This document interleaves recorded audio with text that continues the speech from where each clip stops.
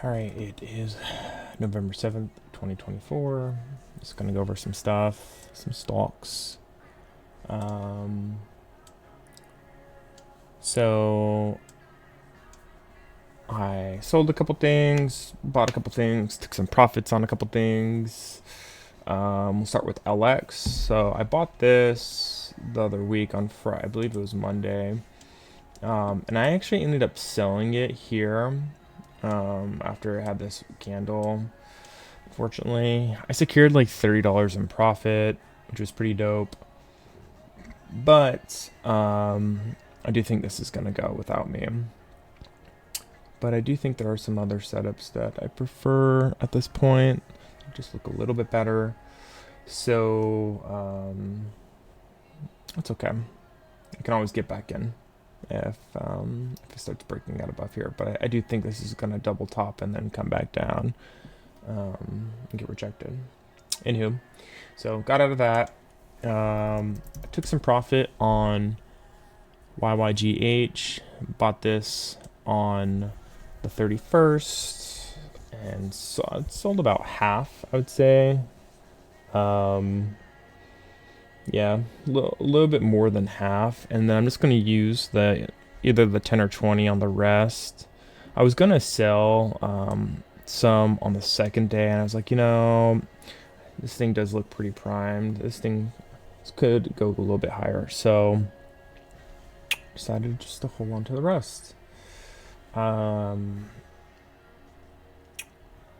So I'm in 3 new stocks at this point. Bought them all today. I did mention PCB. I got out the other day. And it's still looking alright. I do think this thing is going to end up coming down a little bit lower towards 230s, 225s before it sets up again. So I'm glad I got out of that. I was really wanting this to push up higher, and it just didn't. So we'll start off with HTCO. This is the first buy. I have a 119 average, basically 120 average. Ended up buying it somewhere around here. Looks good overall, honestly. It is a little bit thinner, but it's not too shabby. So high ADR 22.43 is definitely a good one. So yeah, it is unfortunately a higher float stock, which I did not see when I bought it. So I may end up selling this tomorrow if this doesn't go, or sometime this week if it doesn't start pushing towards 130s, 140s. So yeah, and then I bought SKK. I thought this had a really nice setup. It is a little bit thinner, high ADR though. I have a 594 average. Somewhere in this candle is where I bought ultimately. It's a low flow, recent IPO, relatively nice chart. You can see it broke out of this range.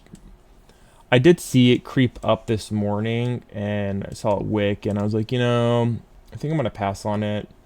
And then once it just continued to push up, I was like, okay, I'm gonna get in and see if I can make a little bit of profit. So today's P&L, not too shabby, honestly. One thing I really need to be working on is just staying patient with the setups that I have, with the stocks that I have. Really allow them to work. There was no really reason why I should have gotten out of LX. I mean, this is a great setup in my opinion. But it is what it is. So alrighty. Well, here are the P&Ls for my account today. Let me scroll up here. Not too shabby. Oh, there it goes. So there's the total. current size of everything. Again, I had about 450 shares of YYGH, but I took some profits. It is just very thin. Let's move this down a little bit, maybe. Did not like that. I did not like that. Just do that. Hopefully you can see that. That way I can still go over stocks. Yeah, overall, I do have some stuff on my watch list for tomorrow if HTCO and Dow don't break out.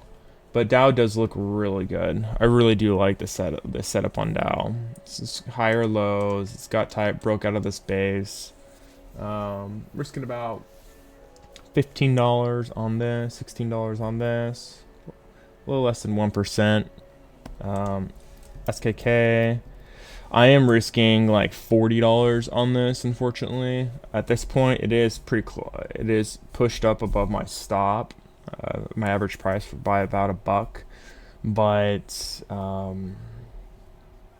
have to wait and see how this works out. It's definitely a good one. Up $93 on it. So it is thin, but sort of part of the game. So.